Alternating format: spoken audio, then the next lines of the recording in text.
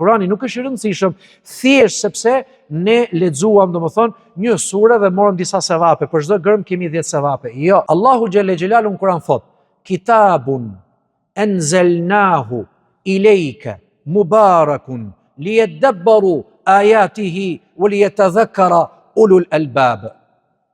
Ky është ajeti më madhështor që ka Kurani brenda në raportin që duhet ketë besimtari me fjalën e Zotit Kurani.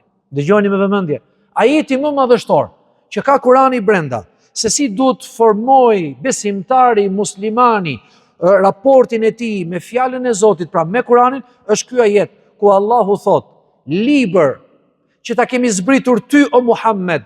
Ai është i bekuar, një libër i bekuar që të kenë përsjatje të meditojnë lexuesit të meditojnë, të përkujtohen me atë edhe të punojnë me të.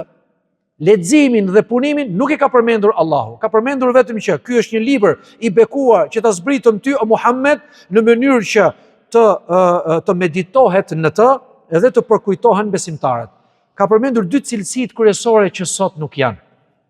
Këto 2 cilësi nuk vinë dot nëse ti nuk e lexon Kuranin tepër. Për shembull, nëse ti nuk e ke zakon vazhdimisht çdo ditë një pjesë caktuar nga faqet e Kuranit ti lexosh, nuk shkon dot në meditim. Atëherë, masi ta bësh zakon leximin, do shkosh në meditim. Meditimi nuk vlen nëse ti nuk përkujtohesh. Përkujtimi nuk quhet, nuk vlen dhe ky nëse ti nuk punon sa do pak me atë që meditove dhe përkujtove. Atëherë, këto 4 shkallë janë 4 pikat kryesore që e veçojnë besimtarin e mirë nga besimtari jo i mirë.